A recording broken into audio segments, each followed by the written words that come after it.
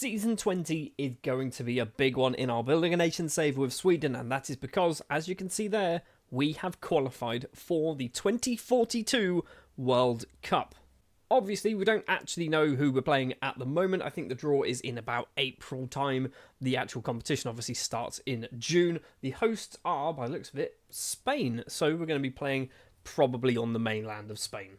As for our Norrköping side, obviously last season we did finish... Not that one there. Last season we did finish in third place. The league winners were our former team in Meowie, which I'm kind of weirdly proud about as well. This season I would love to get back to winning this league because obviously if you have a look at the past winners, we did win it 2 times in a row and then drop down to third. So let's jump straight back up to first place. It would be absolutely lovely. We have also managed to qualify out of the Champions League, the final 2 games of the group stage we have managed to get past, and we finished at 17th place in the table. If you have a very quick look, we did lose 4-0 against Napoli and a 3-3 draw against Juve, so we picked up some coefficient points, and obviously that's not a good result, but Napoli we never seem to beat. I mean, technically we've beaten them once, but that was a very long time ago.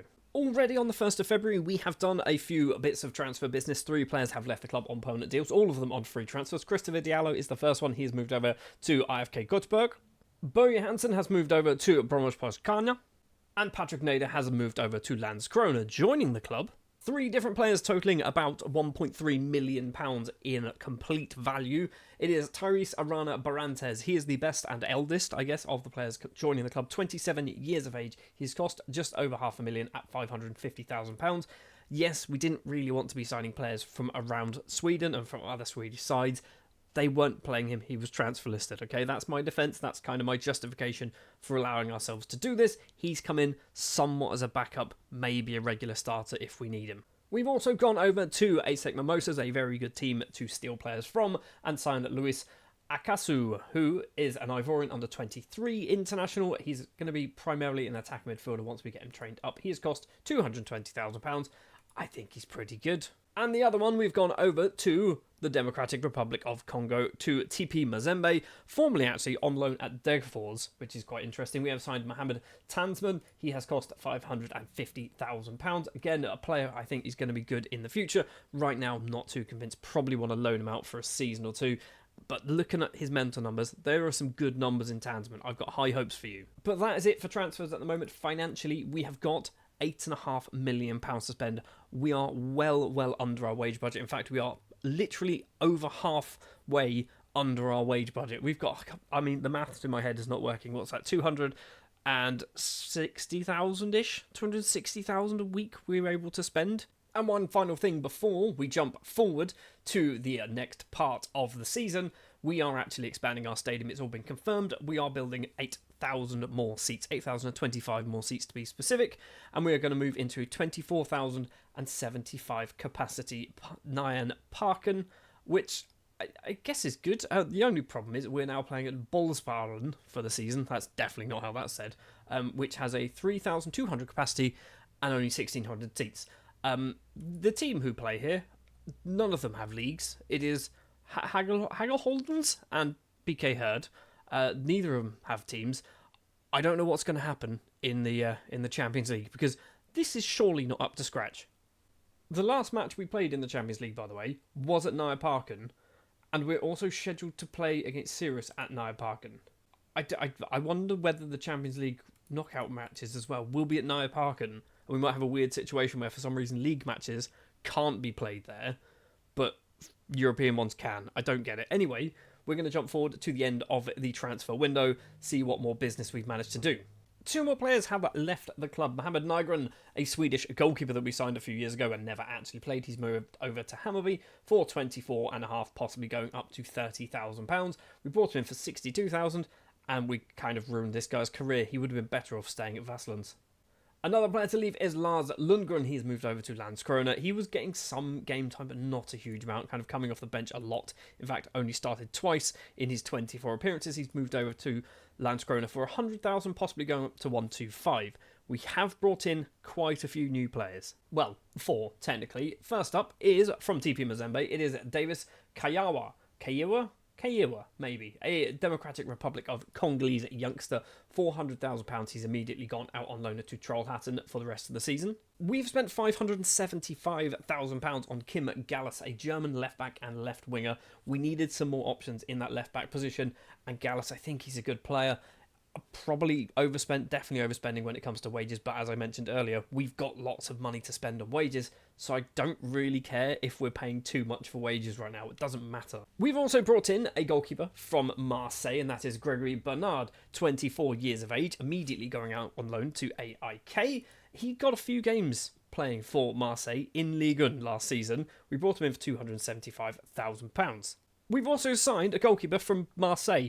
A different goalkeeper from Marseille. It's Mathieu Deboy, might be his name. He is 23 years of age, under 21 international for France. He has come in for probably a similar price of £350,000. Once again, did play a few times, not as many times, however, as Bernard. But Deboy, I think, is a better goalkeeper, which is why I've not loaned him out.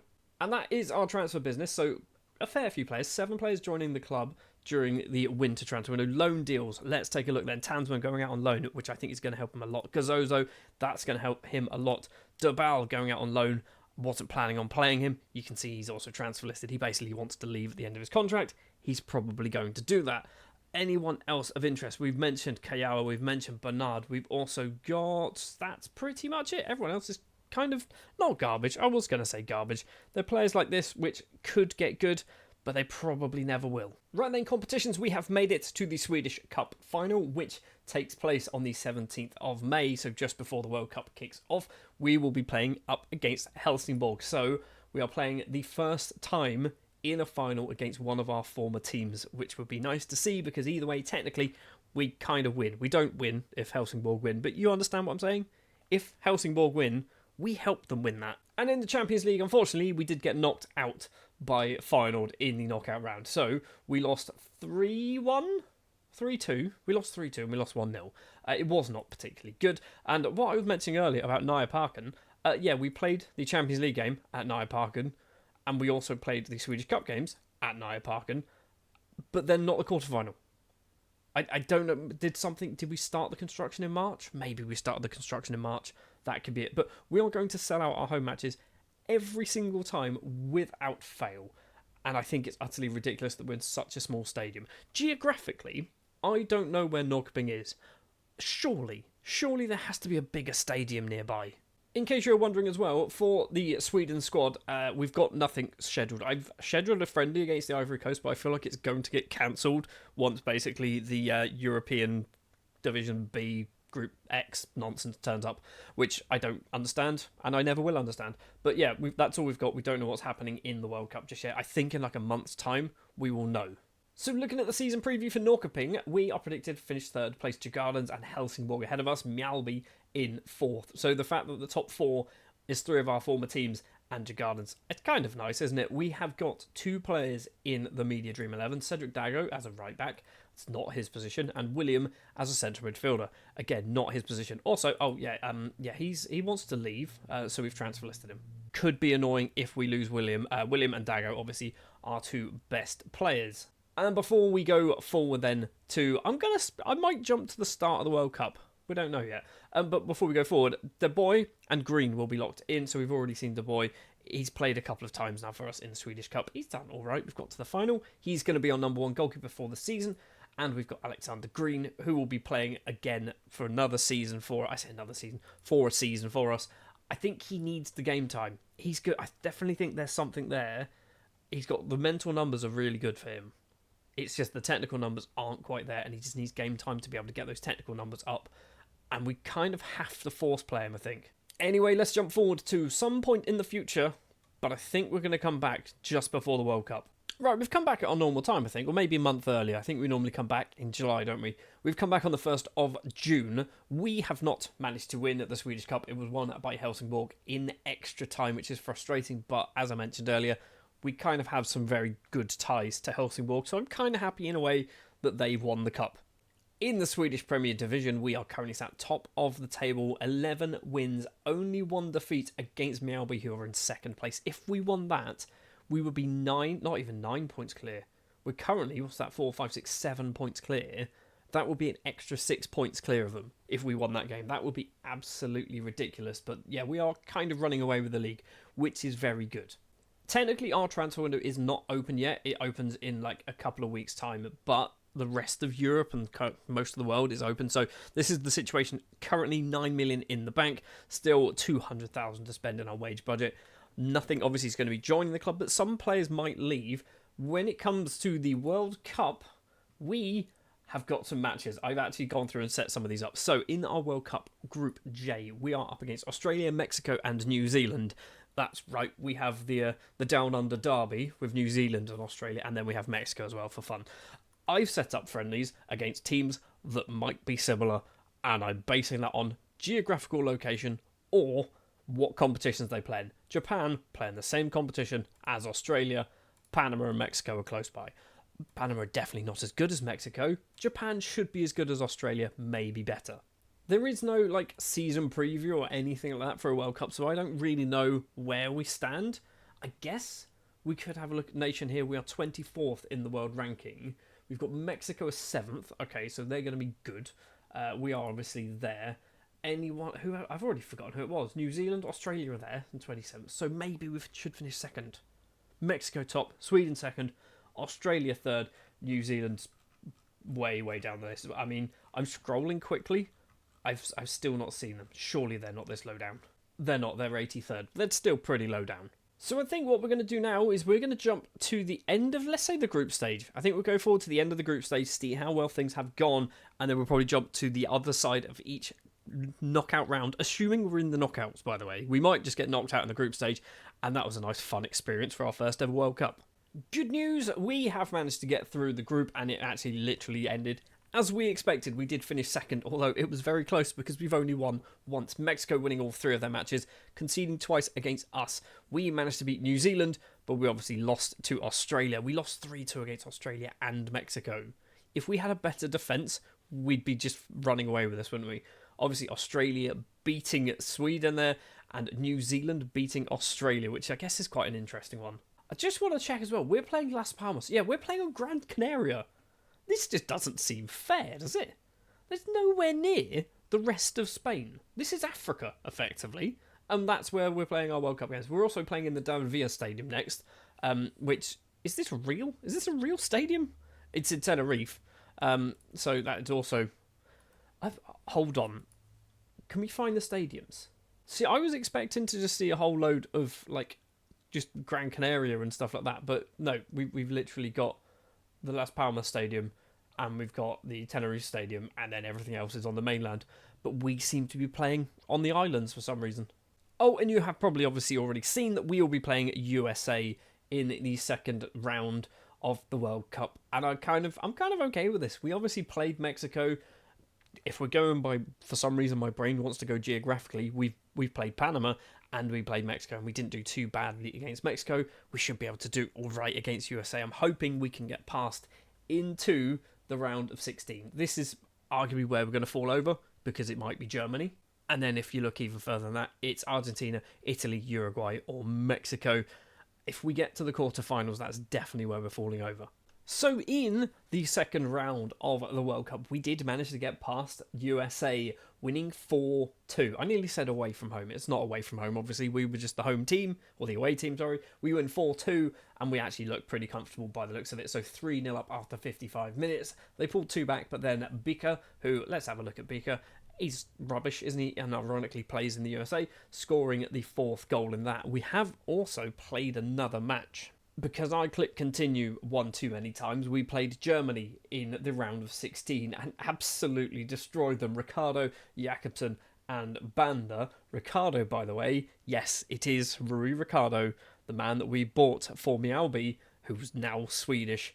He's good, isn't he? The fact that he's now Swedish, I love that. And the fact that I've called him up to the national side and he's scoring goals is amazing. And we've beat Germany too. It does mean that we have made it to the quarter-finals of the World Cup. We will be playing Italy, Chile versus Denmark, France, Portugal, and Spain, Czechia are the other quarter-final matches. If we can get past Italy, we will be in a semi-final against Spain or Czechia, which you'd have to imagine is probably going to be Spain. I think we have an outside chance of winning this. I wouldn't say we are the least likely. I'd say that's probably Chile. then Czechia, then us. That's kind of how my brain is ordering those teams. We might even be better than Denmark, to be honest. Oh, by the way, whilst the World Cup has been going on, we've also been doing some transfer business for our Norrköping side. So far, 3 players have left the club on permanent deals. We've sold Barthal. He has gone over to Samson Spor. He's spent basically a few seasons out on loan, £16,500. We were just never going to play him, were we? For £215,000, we have sold our Uruguayan Jose Lopez. He has gone over to Italy to sign for Frosinone. Might be their name. He did play a fair amount, but most of them seem to be kind of coming off the bench. I didn't really know what his position was. Was he a left back? Was he a left winger? But he's moved on. And the big one is our Jamaican international has moved over to Mexico for a whopping £1.8 million. He wasn't playing this season at all, and we've sold him for £1.8 million. I'm very happy with that. We've definitely we've outgrown him rather than he's outgrown us. But the fact that we've picked up that huge chunk of money as well just makes things that a little bit sweeter to get rid of him. And yeah, that is currently all we have done so far. We've got £11.97 million to spend in our budget. From a league perspective, we are still top of the table. I don't actually think we've played any matches because we have this weird kind of mid-season break, which actually restarts in a few days' time. We've obviously got the World Cup final to play first. Oh, and yeah, this is happening. He's leaving. He is leaving slightly earlier than we anticipated, so we are getting some cash. So jumping forward then to the 9th of July, and we have been knocked out of the World Cup. Italy were the team to do the deed, and we actually weren't particularly bad. A 1.35 XG. We didn't have a lot of possession, but we also didn't score any goals, which is basically our biggest downfall there. So we have been knocked out of the World Cup, and it means we are going to jump all the way forward to the 1st of September, where the transfer window for our Norrköping side is closed. 2 more players have left the club. Christian Nielsen, first up, leaving, signing for AFK Värnamo. He's gone for £300,000, possibly going up to £350,000. He was a player that was here when we joined, and he was good. He had a really good season that time around, but nothing about his stats said that he was good, or his attributes said that he was good. He just played well, and we've kind of gone, we don't need you anymore, let's move you on. And I mentioned earlier that William has left the club, has agreed to leave the club. He has now moved over to CEC, which I want to say is Cruzeiro, and he's gone for 3.8, possibly going to 4.6 million pounds, which is a ridiculous amount of money for a player who had 4 months left on his contract. They should have just stuck it out and waited until the end of the season. Joining the club then, 3 players in total. The big one to join is Sweden International, which might sound a bit cheeky because we're the Sweden manager. We haven't given him 73 caps, so he's definitely not our player that we've just intentionally brought into the club because we called him up to the squad. Henrik Bergman has joined on a free transfer, formerly of Helsingborg. Obviously, were we there? I think he was there. I think we did that sale, didn't we? And then his contract expired at Newcastle, and we've picked him up on a free transfer, and he's transfer listed. He's not technically transfer listed. He's not playing in the Europa League. Because basically we couldn't do enough registrations and he missed out because I'm a clown. So yeah, we've had some teams come in to try and buy him. We almost sold him for an immediate profit of £14 million. I don't want to do that because we don't need the money. Another player to join the club is Karol Sabo? I'm not quite sure. We're going to call him Sabo. Sure, he is a Slovak right-wing international, possibly right-back as well. I've kind of brought him in actually to be a right-back. That's really realistically why I brought him to the club. He has come in on a free transfer after his contract at Napoli expired. They brought him for £25.5 million. We've got him on a free. I think he's good. I just don't think he's going to be good enough to get into our starting 11. And the final one is Mohamed Opong, a 19-year-old Ghanaian international left-back signed from Madema SC in his native Ghana. It just looks good. Looks like a good player now. Also, obviously, he's going to be hopefully better in the future. Mentally got some good numbers. Physically got some good numbers. And he's got 4.5-star potential, according to my coaches, which is always good to see as well. Along with the deals that we've already mentioned, we have loaned out a whole bunch more people. So Antonsen has gone out on loan. Cedric Matip's gone to Elfsborg on loan. Christopher Dolk, who is a youngster who I think came from our youth intake a few years ago, he's looking good. He's gone to Östersund on loan. Ralph Fondop as well, going to Djurgårdens. Right, I need to explain this one. He had interest from really big clubs. And when I say really big, you know, the usual, your PSGs. And I went, I don't think you're good enough to play for me right now, but you just want football. So I've sent him out on loan. We brought in £175,000. I did force play him for 4 matches as well. We brought in a bit of money, and hopefully he's going to come back at the end of this season and he's going to be happy because he played some football. And then next season, he's going to need to get locked into the starting 11 because he's ridiculously good, I think, or will be. He's good now. I just don't think he's quite good enough to get into our starting 11 on merit. Brunel has also left the club on a loan deal, and so has Romeo Sumahuro. He's gone over to AIK. A similar situation with Sumahuro. I think he's good. He's just not good enough to get into our squad at the moment. But that is our transfer window. It is closed. We've still got £12 million. We've still got, what's that, 200 and something, £160,000 of a wage budget to spend. And I just don't see the need to spend it right now. Something I did do for no reason other than I could. I've now got a feeder club of Messina in Italy. We've got Napoli and Messina. This actually happened in February this season. I just completely forgot we did it. I also forgot that we had Napoli. I did it to expand our scouting. We already have scouting in Italy because of Napoli. I'm a clown. I'm an idiot. I know. Anyway, other things that are going on then. So, in the Swedish Premier Division, we are currently still top of the table with a game in hand. We've lost 2 more matches, Malmo and Göteborg. Göteborg actually dropped. They moved up into second place. Malmo are down in 9th. That is a bad defeat. We've also drawn with Häcken and drawn with Hammarby, but also 15 wins, including a 6-2 against Varbergs, a 7-2 against Skövde, and a 5-0 against Osters, a 5-1 as well against Elfsborg. So we are picking up some very good wins. Traslavina as well. He's doing well this season. I mean, I think he did well last season, didn't he? He did. He got 11 goals. He's got 9 so far, and there's still maybe a 10 or so matches still to play. That's good. I think Traslavina could get 15 or so goals this season. I'm happy with that. The other competition that is going on, obviously, is the Europa League. It is not kicked off just yet, but if we have a quick look at our schedule, scroll down to here, we did have to do some qualifying. We played Brann of Norway. It is Norway. We played Brann, beat them twice. We then played Trabzonspor of Turkey and absolutely destroyed them 5-0 and 5-2, which means we have put ourselves into the Europa League. And if we do this and do this, these are the matches that we have to play. So Olympiacos, Atalanta, Sparta Prague, Cluj, Genk, Lille. And then next season, or start of season 21, we have Nice and Slovako. So, I'm hopeful that we'll go through this with ease. I think Atalanta and Lille might cause us a bit of problems, maybe Genk, but arguably it's Atalanta and Lille, the 2 big boys there, and we should be good enough to just get past all of them. One final thing before we move to the end of the season, coefficients is not looking good. We have dropped down to 10th place at the moment. Obviously, the season has just started, but we have dropped down to 10th, which means qualification places. We only get 1 team directly into the Champions League, and the other team now has to go through a couple of qualifying rounds. It's not great. We want to be 7th and up. Obviously, we want to be 4th and up because that's where the big money is, but I feel like we are going to just struggle because basically we are the only team really who's kind of getting involved. I say we're the only team. Obviously, we're not winning the league every season.